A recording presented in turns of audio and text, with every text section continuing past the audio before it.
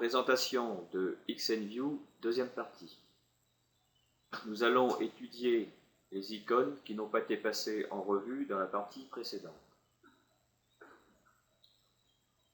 Cliquons sur l'icône Dossier pour afficher l'arborescence. Je vais ouvrir le dossier Mes documents et mon dossier photo.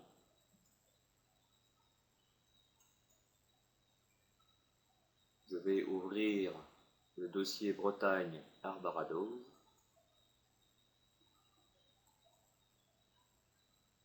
Et nous apercevons que des icônes nouveaux viennent d'apparaître.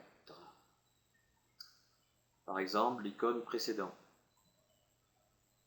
qui permet de revenir au dossier ou au fichier qui était précédemment ouvert. L'icône suivante, qui permet de revenir au dossier qu'on vient de quitter. L'icône dossier parent, qui a un petit peu la même fonction que la flèche précédente.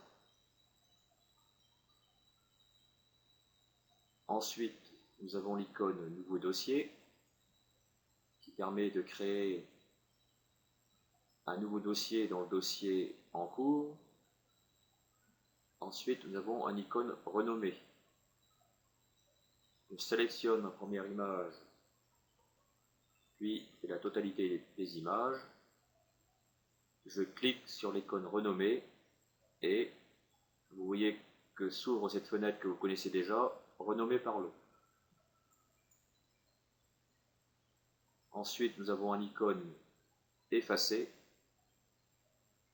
l'icône d'affichage, vignette, icône, liste, détail, etc. Et un icône trié par, avec un menu dédié. Vous pouvez trier par nom, nom numérique, extension, date, datexif, etc.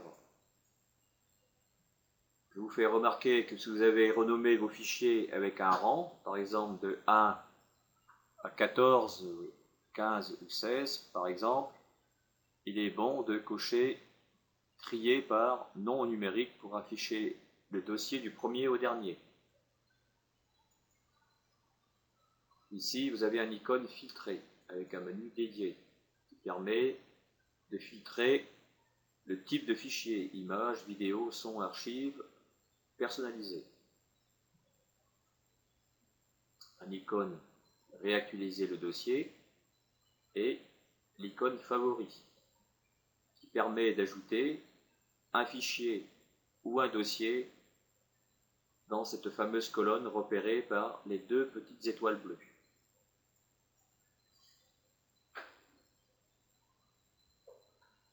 Je sélectionne un fichier et je le mets plein écran en cliquant sur Ouvrir.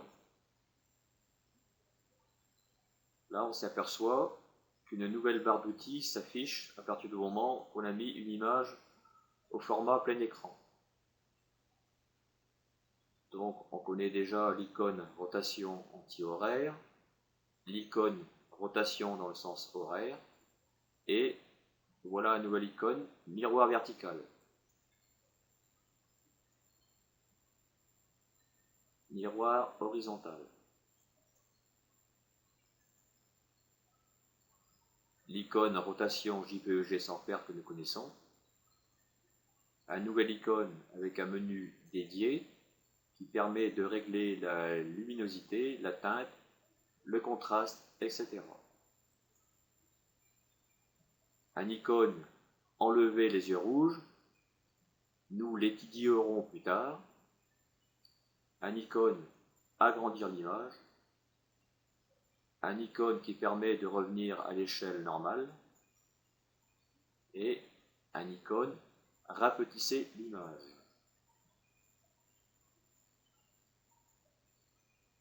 L'icône revenir à l'échelle normale. Ici, des flèches de navigation dans le dossier qui permet d'afficher le dossier précédent au suivant.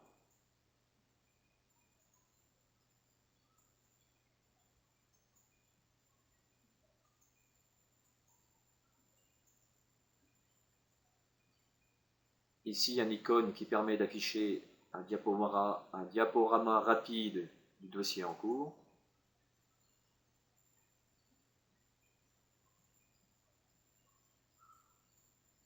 Je clique à nouveau sur l'icône pour mettre fin au diaporama.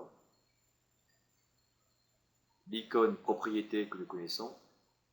L'icône plein écran que nous connaissons.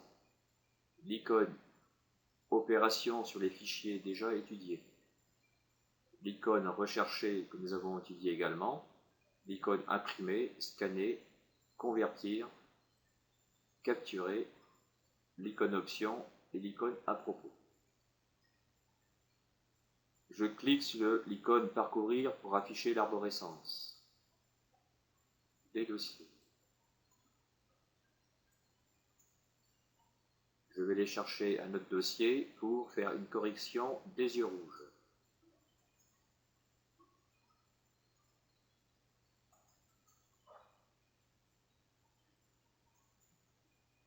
Je vais ouvrir le dossier animateur,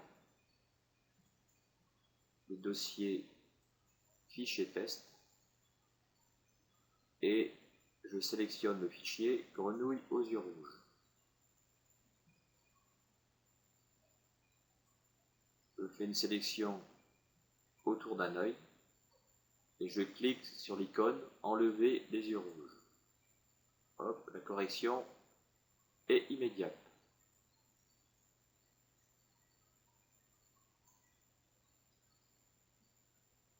La démonstration est terminée.